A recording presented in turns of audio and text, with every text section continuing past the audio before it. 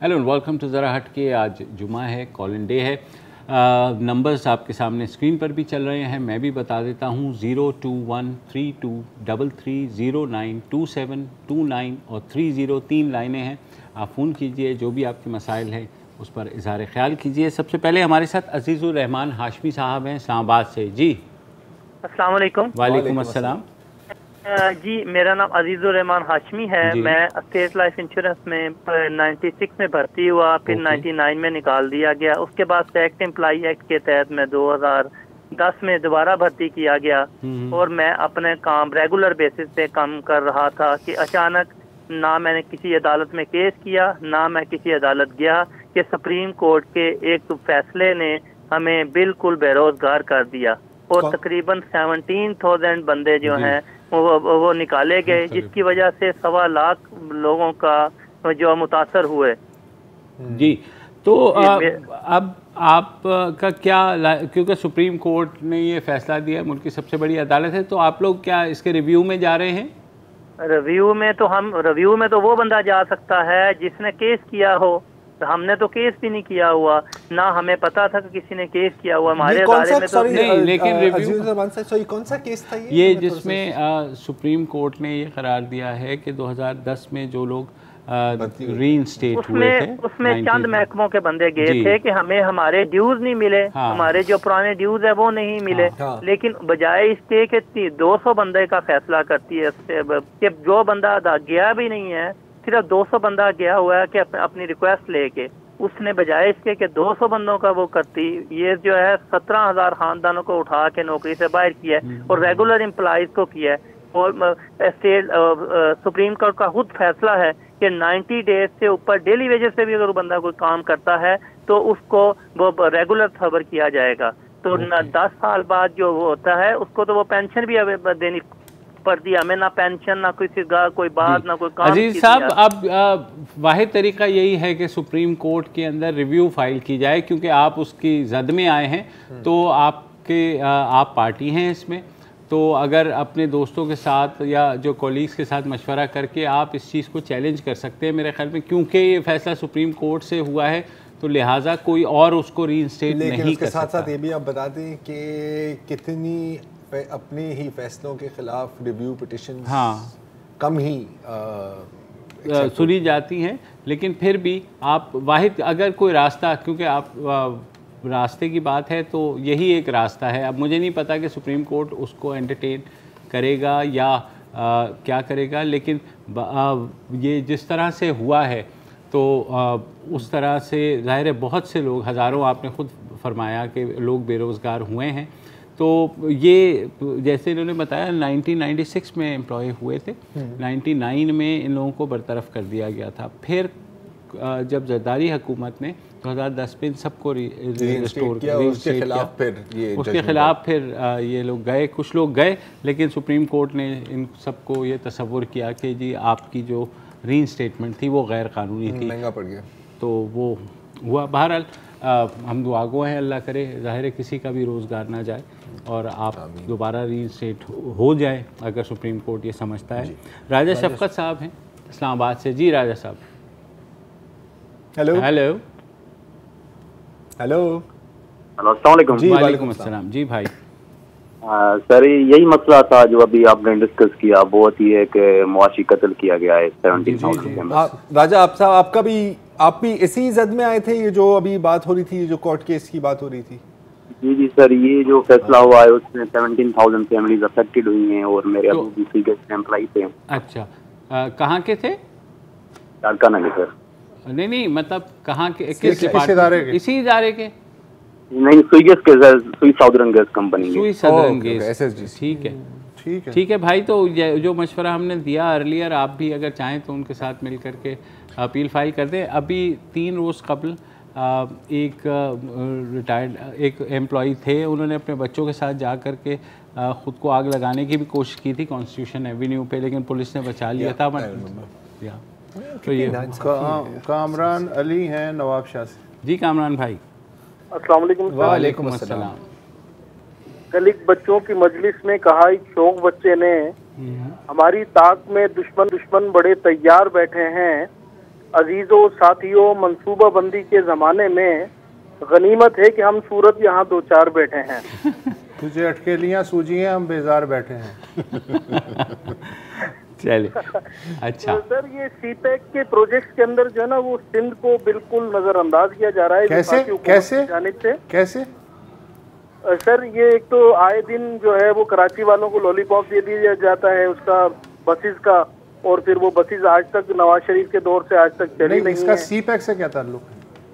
और दूसरा ये है कि सर्कुलर रेलवे का भी लॉलीपॉप दिया गया। तीसरा ये है कि जो M6 मोटरवे है जो सक्कर से हैदराबाद तक ये तो है के अंडर, उसका काम स्टार्ट नहीं किया गया, उसका ठेका FWO को दे दिया गया। ठीक है। तो हर चीज के अंदर जो है वो विफाकी हुकूमत रुकावट बनी हुई है, जबकि सारे प्रोजेक्ट जो हैं वो पंजाब और खैबर पख्तूनख्वा के अंदर कंप्लीट भी हो रहे हैं और नए प्रोजेक्ट्स का भी आगाज हो चुका है। अच्छा कामरान भाई, अब एक एक करके आ जाते हैं। जहाँ तक आपने कहा कराची में जो बसों का मंसूबा है बिल्कुल तातुल का शिकार हुआ है और वो इसी महीने इनॉग्रेट भी होना था, लेकिन अब डिले हुआ है और कहा यह जा रहा है कि दिसंबर तक बसें आ गई। एक वजह है क्या कि आपको पता है कि यहाँ की जो सिंध हुकूमत है उसकी निगाह कितनी आगे तक देखती है।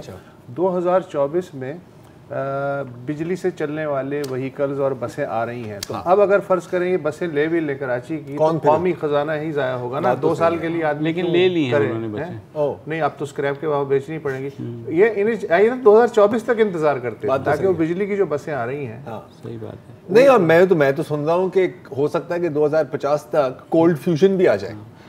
और हर गाड़ी के अंदर एक मिनी न्यूक्लियर रिएक्टर होगा, ब्लैक होल जिसको पावर टेस्ला आपको रिबेट भी देगा। टेस्ला बिजली की बस में करंट नहीं लगेगा। नहीं, कमीशन ज्यादा होगा या थोड़ा ही होता है? सरचार्ज होता है सर, जो कमीशन नहीं कहते। क्या हो गया? ट्रांसपोर्ट कमीशन जो है वो फैसला करेगा कि कितनी बसें लेनी। ठीक है, मतलब गाड़ियों के नेपरा। जी ऑलमोस्ट। ये वैसे सही बोला है ना या गलत बोला है? मैंने कोई गलत बोला? कंफ्यूज कर दिया। गाड़ियों का नाज़रीन है हमारे कि हम किस तरह की गुफ्तगू कर रहे हैं। मेरा ख्याल है वो जान गए हैं सर, हम तंज कर रहे हैं। अच्छा सर, दूसरी मैं सीरियसली बात कर रहा हूँ, ये चीज़ें जिसके ऊपर K4 मंसूबे का अभी तक कोई पता नहीं है। वो 1100 अरब जो रखे हुए हैं, आपको पता है कि वो हर जगह बैनर लगे हुए हैं कराची में कि वो 1100 तो क्या है उनका इंटरेस्ट में भी तो आ रहा है ना, तो ज़्यादा फायदा है सर। वो रिलीज आएंगे तो इंटरेस्ट लेंगे। 1100 अरब सऊदी अरब में तो नहीं है। हाँ, नहीं अभी तक वो 1100 अरब रुपए लिखा है किसी ने, सिर्फ 1100 अरब, because the devil is in the details. क्योंकि पानी का बहुत बड़ा क्राइसिस है, तो K4 मंसूबा जो है वो ऑलरेडी बहुत डिलेड है। तो कराची के साथ हाँ बिल्कुल K4 मंसूबा जो है ना, अगर मुकम्मल हो भी गया ना तो आधा जो है वो DHA और बहरिया टाउन से होता हुआ जो पानी बचेगा वो हमें मिल जाएगा। पता नहीं वो वहाँ से बचेगा कि नहीं बचेगा। M6 बस फाइनल आपको अपडेट दे दूँ। M6 के लिए जो रकम रखी गई है वो ये कहा गया है कि 2 साल के अंदर ये सारा मंसूबा मुकम्मल होगा। FW के ऊपर है, उनके ऊपर जाहिर जिम्मेदारी भी है। 2023 के इलेक्शन से पहले हो जाएगा। हाँ, हर एक बात के साथ इंशाल्लाह जोड़ लिया करें। आरिफ खान है फैसलाबाद से। जी आरिफ साहब। वालेकुम अस्सलाम। जी भाई। जरार खोड़ो साहब, जैदी साहब, वस्तुल्लाह जहां खान साहब, मेरी उम्र इस वक्त 50 साल से अबव ही है। तो मैं आपका प्रोग्राम देख रहा हूँ। अब पिछले 3-4 साल से हम देख रहे हैं कि महंगाई कितनी सही बात बढ़ गई है। ये आम बंदा जो वाइट कॉलर वाला है तो वो तो अपना वाइट कॉलर बचाने के चक्कर में पड़ा सही। लेकिन यहाँ हमारे वज़रा आते हैं, उनकी लैंग्वेज देखें, उनका एथिक्स देखें, मुझे समझ नहीं आती कि भी हम अपने बच्चों के सामने उनकी जो वर्डिंग होती है वो भी हम उनको शो नहीं करा पाते। जी बात तो सही है सर। अखलाकियात का जनाजा निकाल दिया है। हम कहाँ जा रहे हैं मुझे ये समझ नहीं आती कि हम कहाँ किस लेवल पे अपने बच्चों को तरबियत, हमारे वज़रा, हम कहाँ क्या कह सकते हैं कि ये वज़रा हैं हमारे।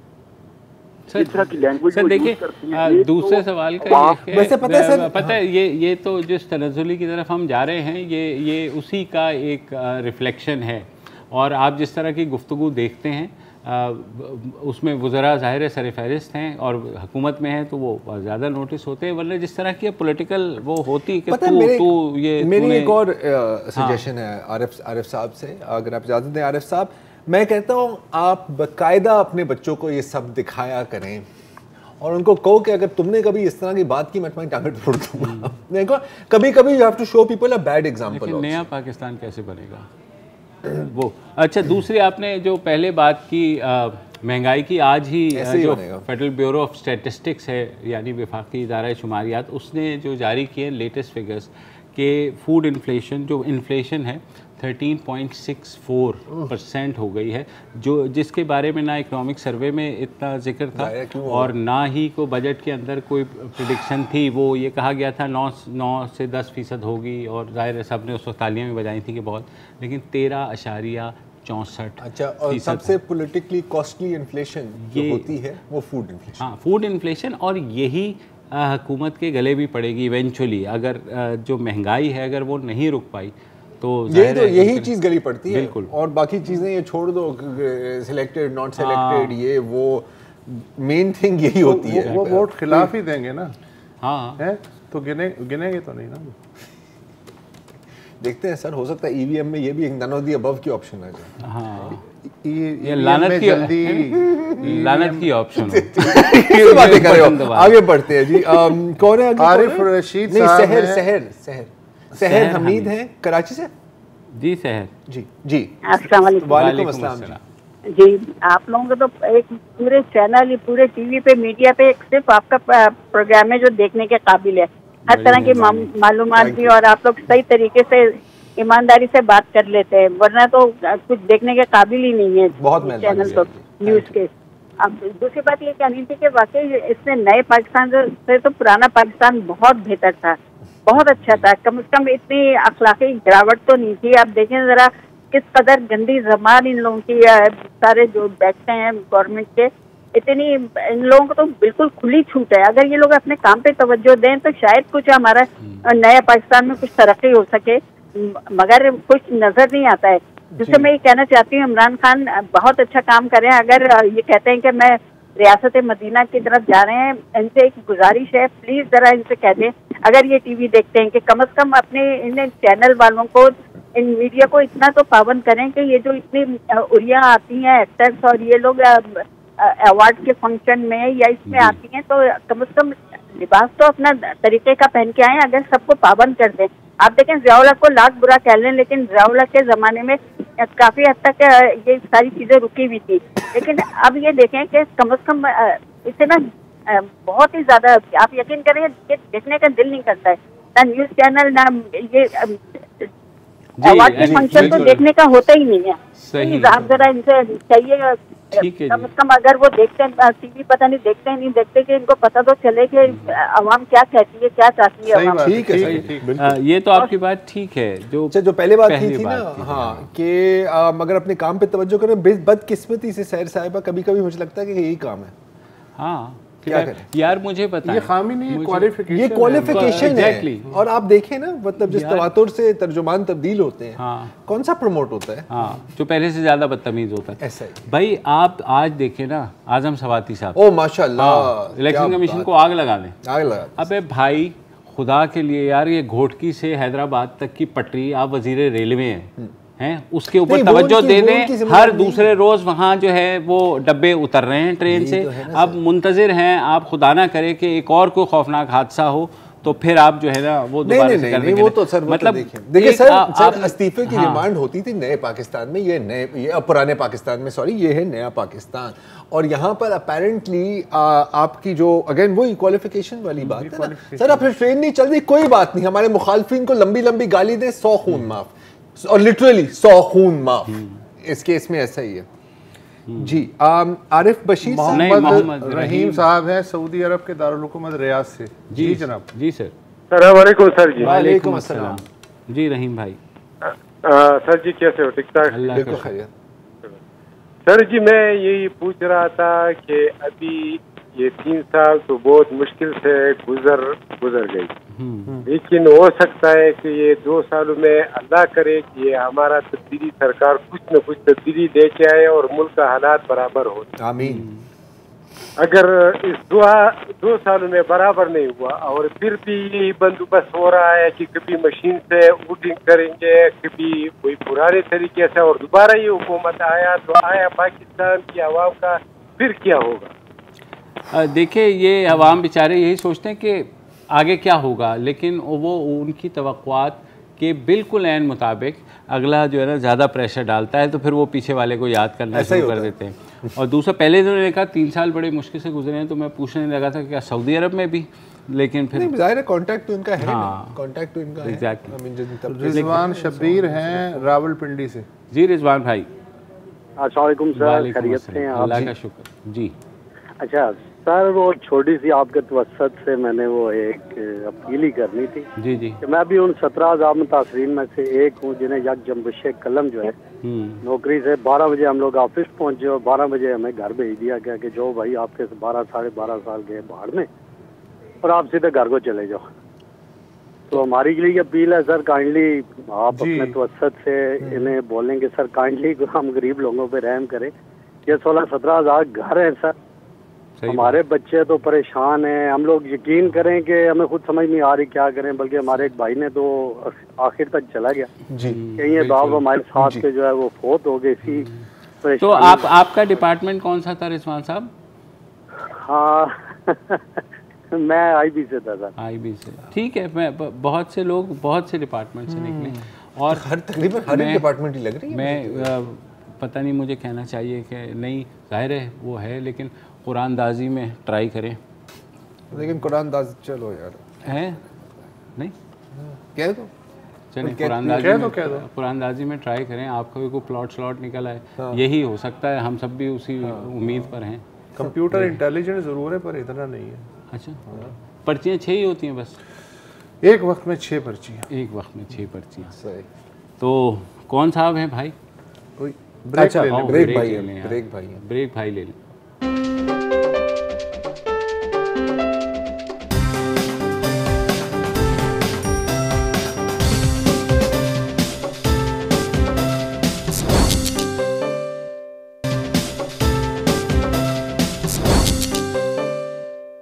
Welcome back. हमारे अगले कॉलर हैं तारिक बिन यूसुफ साहब कराची से। अस्सलाम वालेकुम सर।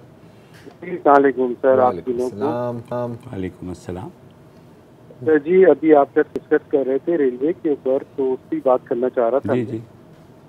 ये इंतहाई अफसोस का मकाम है कि अब तक हमारे रेलवे कितने अरसे से जो मिनिस्टर्स आ रहे हैं तो उनको कुछ पता ही नहीं होता रेलवे के बारे में। पहले रेलवे के मिनिस्टर थे, उनकी अपनी ट्रांसपोर्ट कंपनी थी, तो रेलवे को तबाह किया उन्होंने। अब आजकल भी जो रेलवे मिनिस्टर हैं उनको भी पता नहीं है कि रेलवे कितना इम्पोर्टेंट रोल अदा कर सकती है बिल्कुल कंट्री की इकोनॉमी के लिए। बिल्कुल, क्योंकि मेरा ताल्लुक खुद टूरिज्म के हवाले से है। यूरोप से 22 कंट्री को रेलवे मिला रहे हैं। बिल्कुल। हम यहाँ 5 शहरों को नहीं मिला पाए। सही कह रहे हैं। आज 70 साल हो गए हैं, हम डबल लाइन नहीं बिछा सके। और टूरिज्म में सर रेलवे जो है सबसे इम्पोर्टेंट रोल अदा कर सकती है, क्योंकि आपके जो मास टूरिज्म है वो यहाँ से ही लिंक की रेलवे से। बिल्कुल 100% राइट। आप स्विट्जरलैंड अगर चले जाइए तो वो हाईएस्ट पीक तक अपनी रेलवे लाइन को ले गए। और हम जो है आज तक उस पर हमने कोई काम ही नहीं, सिर्फ बातें होती हैं। या तो ये किसी प्रोफेशनल को लेके आए। टूरिज्म को भी तबाह हो रहा है हमारे यहाँ। बातें हर आदमी टूरिज्म की करता है, लेकिन प्रोडक्ट का किसी को पता नहीं। सही बात है। और इस साल भी हमने इतना नेगेटिव, मतलब रेवेन्यू वाइज हमने टूरिज्म जरूर अच्छा कर लिया, लेकिन हमने एक नेगेटिव मार्केटिंग। जो आदमी वहाँ से वापस आ रहा है वो बुराई कर रहा है कि जी मुझे 18 घंटे रोड पे गुजारना पड़ा। फिर माजरत के साथ हमारे जितने भी नॉर्थ में और जो होटल के मालकान हैं, असल में लोगों को फर्क समझना चाहिए इंडस्ट्रियलिस्ट और बिजनेसमैन। बिजनेसमैन दुकानदार होता है, इंडस्ट्रियलिस्ट जो होता है ना वो कंट्री को आगे लेके जाता है। अब ये जितने भी होटेलियर है ना, दे आर दुकानदार।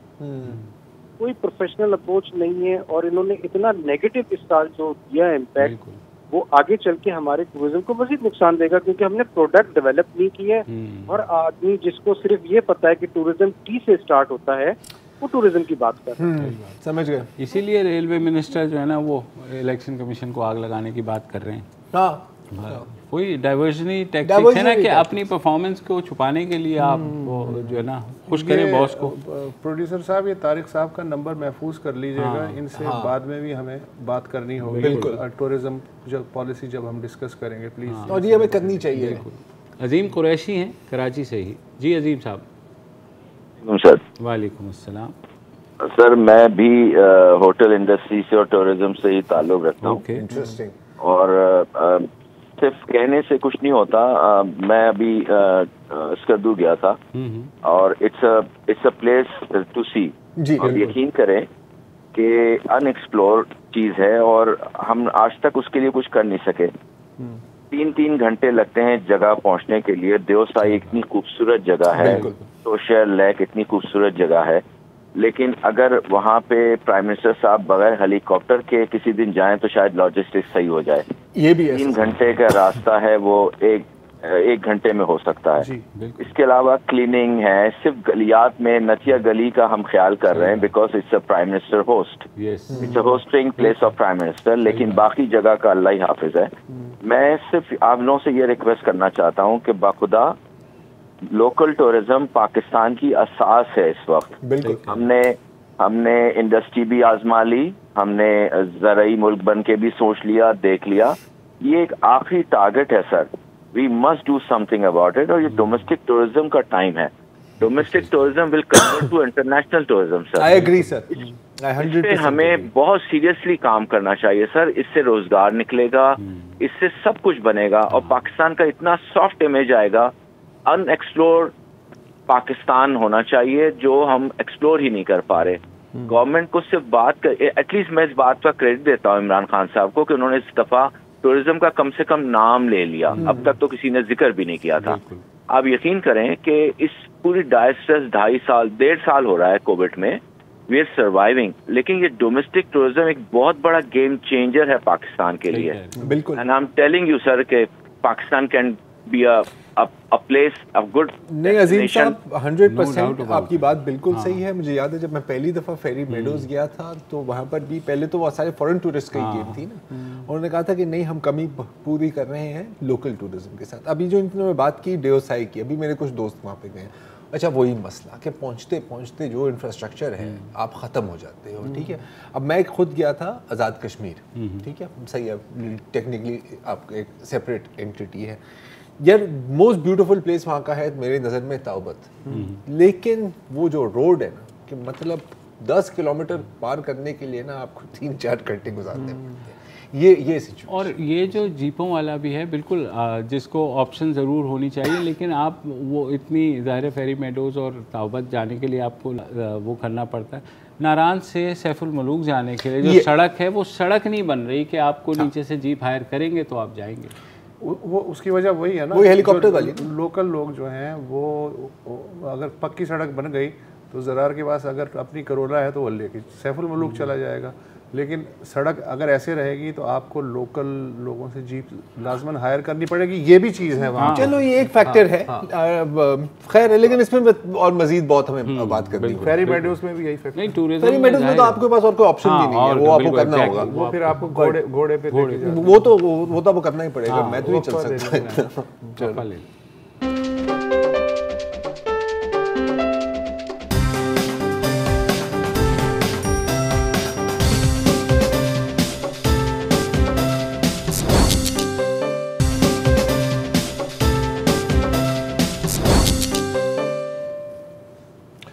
Welcome back.